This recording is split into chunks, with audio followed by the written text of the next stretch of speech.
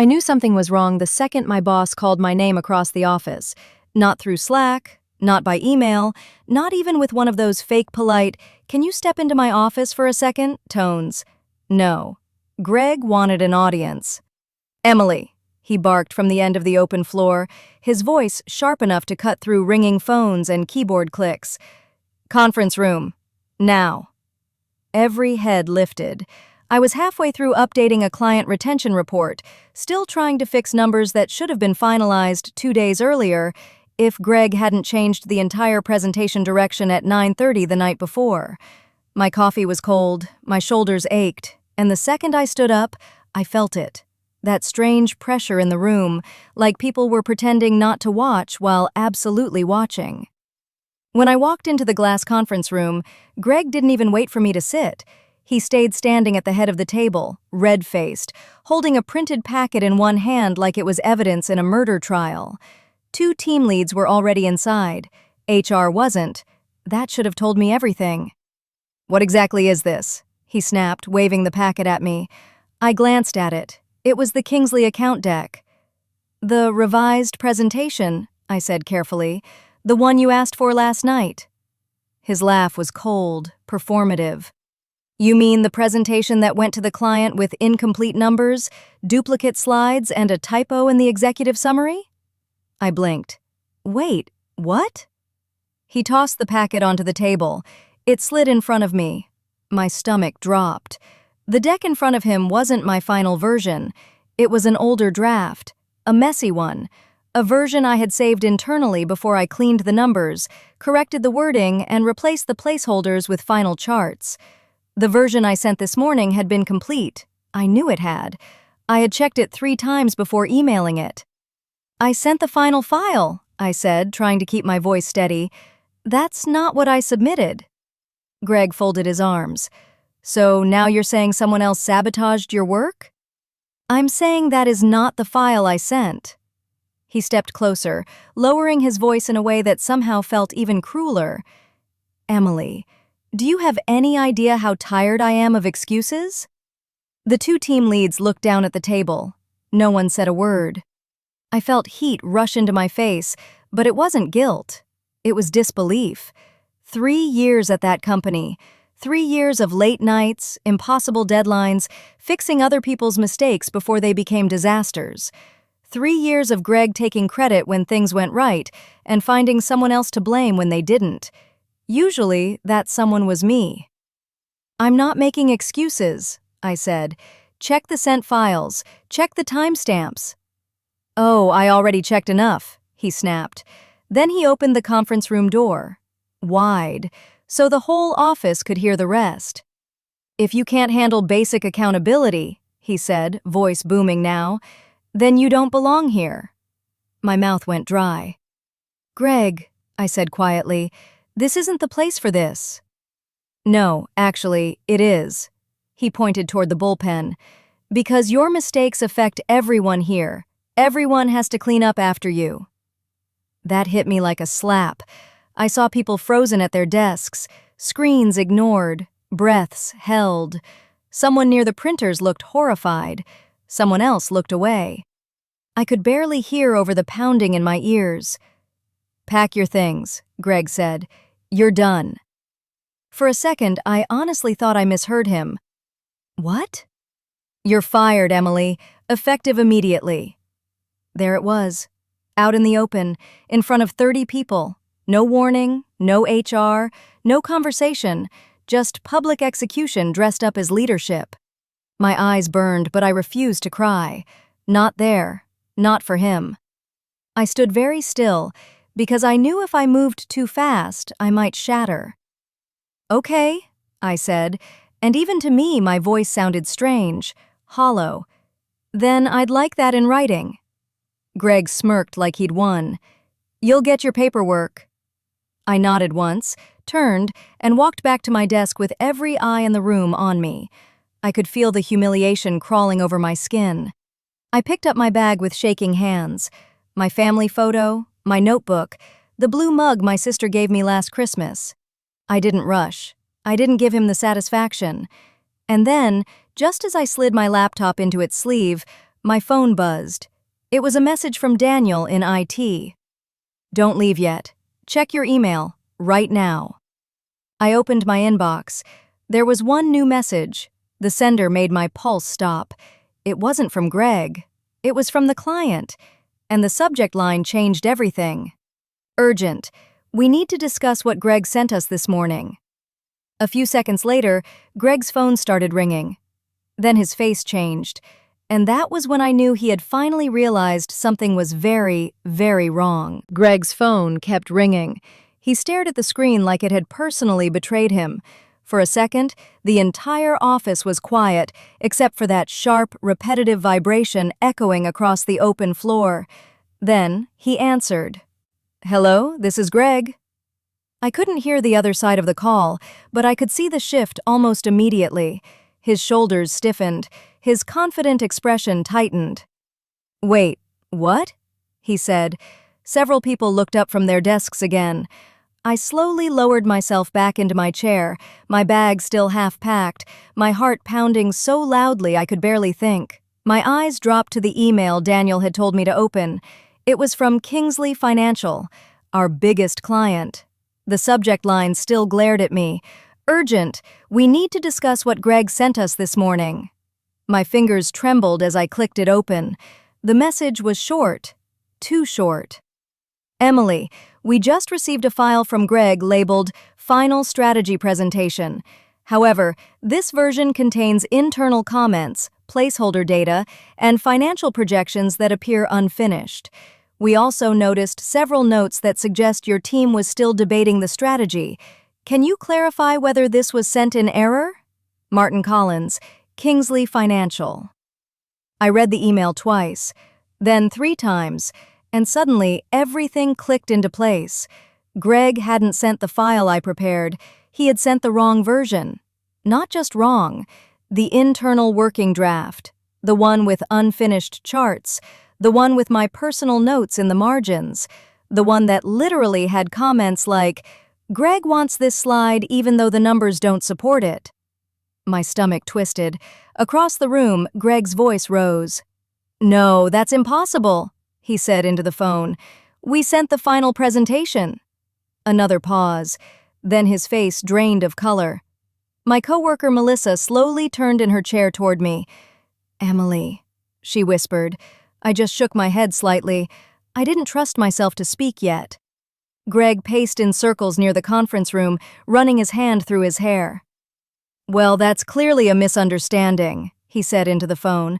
"The file you received is correct." I felt a strange mix of anger and disbelief. He hadn't even checked. He just assumed I was wrong. Again. Another long pause. Then Greg's voice dropped. "What comments?" I could practically hear the client reading them out loud. The internal notes, the disagreements, the messy behind-the-scenes conversation that was never meant for a client to see. Every single one attached to the draft Greg himself had sent. I watched the exact moment panic reached his eyes. "Give me 10 minutes, he said quickly. "We'll send a corrected version immediately." He hung up.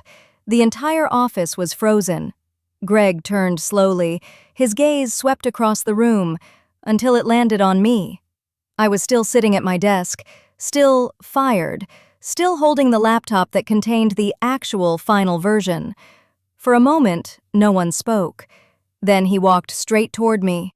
His earlier confidence was gone, replaced by something sharp and desperate.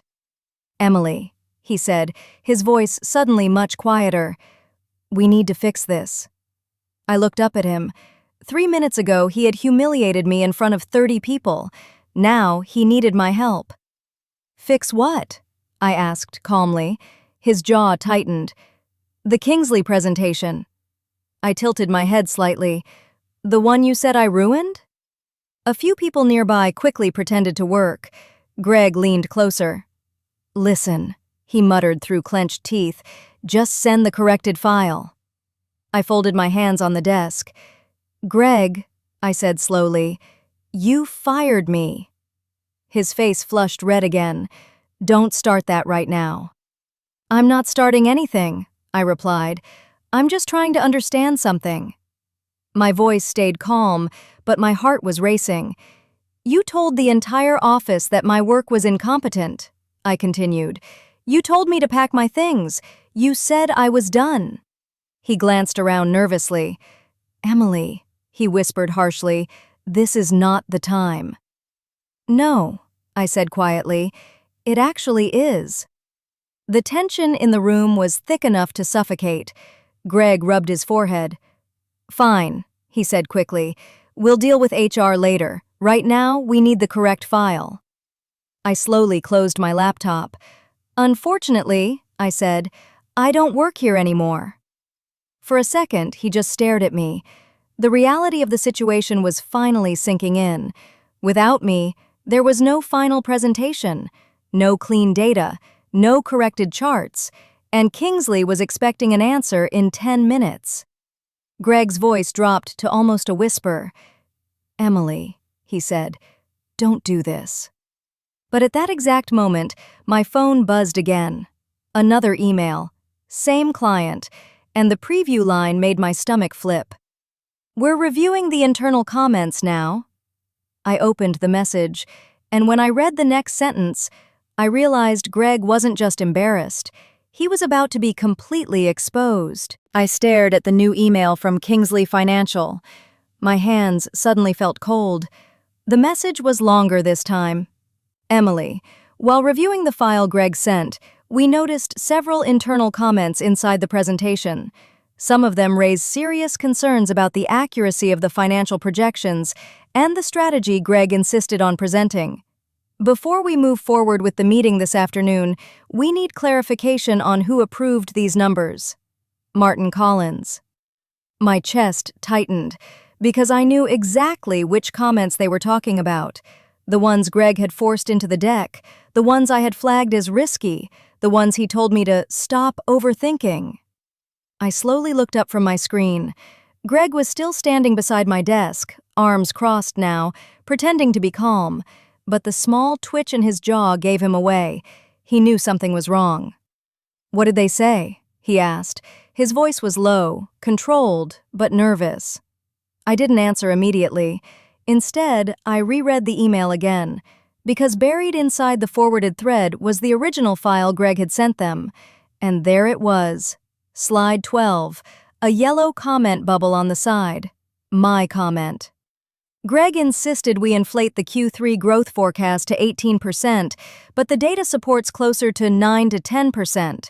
This may become a problem if the client asks for justification. My stomach twisted. Another comment sat 2 slides later. Greg requested we remove the competitor comparison because Kingsley would notice the gap. I had written those notes during the internal revision stage. They were never meant for the client, but now they had them. All of them. I slowly closed the email. Greg leaned forward slightly.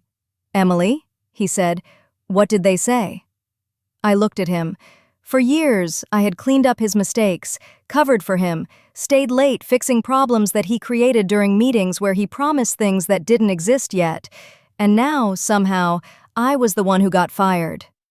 "Greg," I said quietly, "they're reviewing the comments inside the draft you sent." His expression froze. "What comments?" "The internal notes." His face drained of color. For a moment, he didn't speak. Then he grabbed the back of a nearby chair. "That's not possible," he muttered. "They're literally quoting them in the email." The office around us had become eerily quiet. No one was typing anymore. People were pretending to work, but their attention was locked on us. Greg leaned closer to my desk. "Delete the email," he whispered. I blinked. "What?" "Delete it," he repeated. "Send them the final file. Tell them the draft was sent by mistake." I felt a wave of disbelief. "You want me to lie to the client?" His eyes hardened. "I want you to fix the situation." "You fired me," I reminded him. He exhaled sharply. "Emily, stop being dramatic." That word hit harder than the firing. Dramatic. 3 years of loyalty reduced to that. "I stayed here until midnight finishing that deck," I said quietly, "because you changed the entire strategy the night before." Greg shook his head impatiently. This isn't about that. It is to me. His voice dropped lower. You want to keep your reputation in this industry. That sentence hung in the air, a threat, plain and simple. You think walking out like this won't follow you? He continued. Kingsley is one of the biggest accounts in the city. For a moment, doubt crept in, because he wasn't entirely wrong. In marketing and consulting, reputation spreads fast. But then my phone buzzed again. Another message, this time from Daniel in IT. Emily, do not send anything yet. Just found something, call me. I glanced up at Greg. He was still staring at me, waiting for me to save him. Slowly, I picked up my phone and stood. Where are you going? He asked. To take a call. You can call later. No, I said calmly. This one seems important. I walked toward the hallway near the elevators. My heart was pounding again. The moment I answered, Daniel's voice came through the phone. Emily, you're not going to believe what I just found. My grip tightened around the phone. What? There was a short pause. Then he said something that made my stomach drop. Greg didn't just send the wrong file. He opened your draft, deleted the final version from the shared folder, and then sent the draft himself. I stopped walking. My mind went blank. What are you talking about? I'm looking at the server logs right now, Daniel said. Timestamps, file access, everything. My pulse started racing. Daniel, are you saying Greg knew exactly which file he sent? Another pause. Emily, he said quietly. Yes. And there's one more thing. What? The version he sent the client was edited after you left last night. The hallway suddenly felt very small, because that meant only one thing. Greg didn't accidentally send the wrong presentation, he tampered with it, and if Daniel was right, Greg hadn't just fired me, he had tried to frame me. For a few seconds, I couldn't speak. Daniel, are you absolutely sure? I asked. I'm looking at the logs right now, he said. Server access, file history, everything. Your final version was uploaded at 11:42 p.m. last night. That sounds right, I said. I finished it around then. Yeah, Daniel continued, but at 7:18 this morning, Greg accessed the folder. My stomach tightened. He opened the draft version first, Daniel said. Then he deleted your final file. I leaned against the wall in the hallway. He deleted it? From the shared folder, yes. It's still recoverable on the server, but it's not visible to the team anymore. My mind was racing. Then at 7:22, Daniel continued, he downloaded the draft and sent it to Kingsley. I closed my eyes. This wasn't a mistake. Greg had deliberately removed the correct version. Daniel, can you prove it? I asked quietly. There was a short pause. Every action on the server leaves a trail, he said. So yes, I can prove it. My heart was pounding now, but for a completely different reason, because suddenly the situation looked very different. A few minutes ago, I was the employee who got fired in front of the whole office. Now, Greg was the manager who deleted evidence and sent an unfinished presentation to our biggest client, and blamed me for it. Daniel, I said, can you send me the access log? I already did. I refreshed my email. There it was, a file attachment labeled Server Activity Report. Timestamps, user ID, file names, every action clearly listed. Greg's name appeared 3 times. Open file, delete file, send attachment. My hands were shaking, but not from fear anymore. Daniel, I said, thank you. You might want to talk to HR, he replied. I think HR is about to talk to me. I ended the call and stood there for a moment. The hallway was quiet, but I could still hear the low hum of the office behind the glass wall. Greg was probably pacing, waiting, panicking, because Kingsley was still expecting answers, and he didn't have them. Slowly, I walked back toward the office. The moment I stepped inside, Greg spotted me. "Finally," he snapped, walking over quickly. "Where's the file?" Everyone could feel the tension now. People were pretending to work, but their eyes kept flicking toward us. Greg lowered his voice. "Send the corrected version right now." I looked at him, really looked at him, and for the first time since he fired me, I felt calm. "I can't," I said. His jaw tightened. "Emily, this is not a game." "No," I replied quietly. "It isn't." He stepped closer. "Then stop wasting time." I opened my phone. "Daniel from IT just called me." Greg froze. The change in his expression was instant, just a flicker, but I saw it. "What about IT?" he asked. "They reviewed the server logs." Silence fell between us. "And?" Greg said. I turned the phone screen toward him. The report was still open. His name was right there. Timestamps, file actions, everything. For a long second, he didn't move. Then he leaned closer to read. His face slowly lost color. "They track file access," I said calmly. "Did you know that?" Greg's eyes darted across the screen. Delete, open, send. Every step. "You deleted my final presentation," I continued. "Then you sent the draft." "That's not what happened," he said quickly. "Really?" "Yes, the system must be wrong." I almost laughed. "The system logs every action by user ID." He glanced around the office. A few people had definitely noticed the tension now. His voice dropped. "Emily," he whispered, "put the phone away." I didn't. "You fired me 10 minutes ago," I reminded him. "That's not the point." "No," I said. "It actually is." For the first time since this started, Greg looked nervous, not irritated, not angry, nervous, because he realized something. The entire office had heard him blame me, but now there was proof. And just as that realization settled in, Greg's phone rang again. He looked at the screen, and his face went completely pale. I glanced down. The caller ID was visible from where I stood. Kingsley Financial. But this time, it wasn't Martin Collins. It was someone else, someone higher. "The CEO." Greg answered slowly. "Hello?" The office was silent. Everyone was listening now, and the first sentence from the other side of the call was loud enough that even I could hear it. "Greg, we need to talk about the file you sent." Greg's hand started to shake, because the next thing the CEO said changed everything. Greg's hand trembled slightly as he held the phone to his ear. "Greg, we need to talk about the file you sent." The voice was calm, controlled, but there was an edge to it.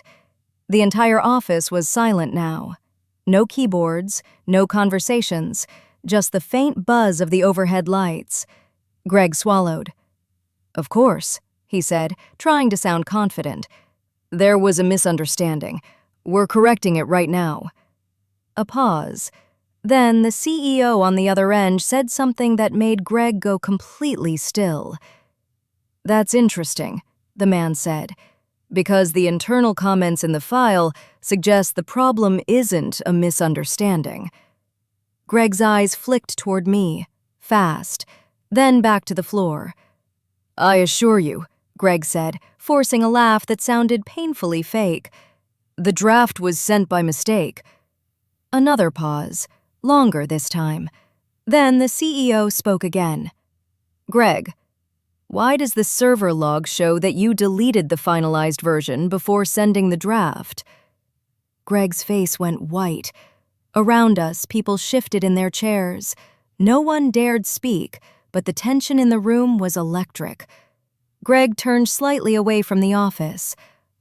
I'm not sure what you're referring to." The CEO's response came immediately.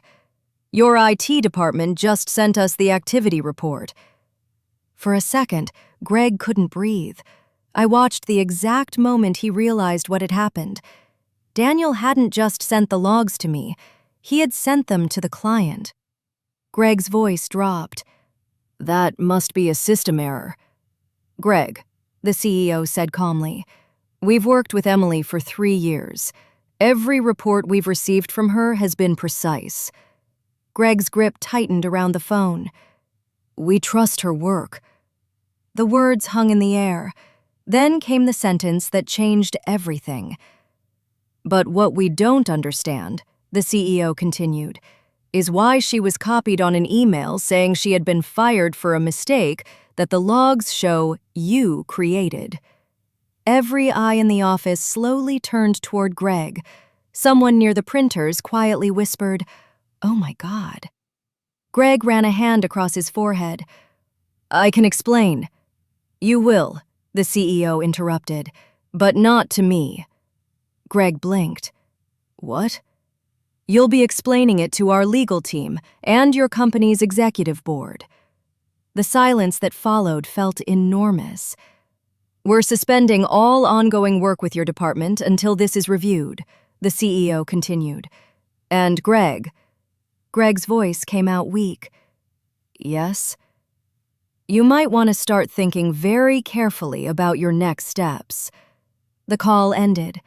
Greg lowered the phone slowly. The entire office was staring now. Not at me, at him. A few seconds passed before Melissa stood up from her desk. Greg, she said carefully, HR just asked you to come upstairs. He didn't answer. He just stood there, staring at nothing. Then his eyes moved toward me. The confidence from earlier was completely gone. Emily, he said quietly. For the first time all morning, his voice didn't sound angry. It sounded small. I closed my laptop bag. Yeah? I may have reacted too quickly earlier. A couple of people nearby exchanged looks. Too quickly. That was one way to describe firing someone in front of the entire office. I stood up. You didn't react, I said calmly. You made a decision. He opened his mouth, but nothing came out.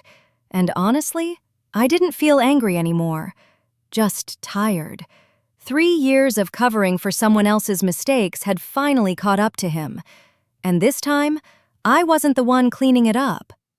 I picked up my bag. Melissa stepped aside so I could walk past. As I reached the door, someone quietly said, Emily. I turned. Half the office was looking at me, not with pity, with something closer to respect. I gave a small nod.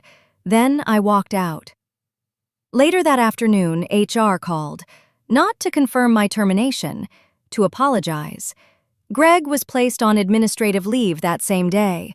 2 weeks later, he was gone. As for the Kingsley account, they asked if I would consider coming back to lead the project. But by then, something inside me had changed. Because sometimes, the best revenge isn't getting your job back. Sometimes it's realizing you never needed it in the first place.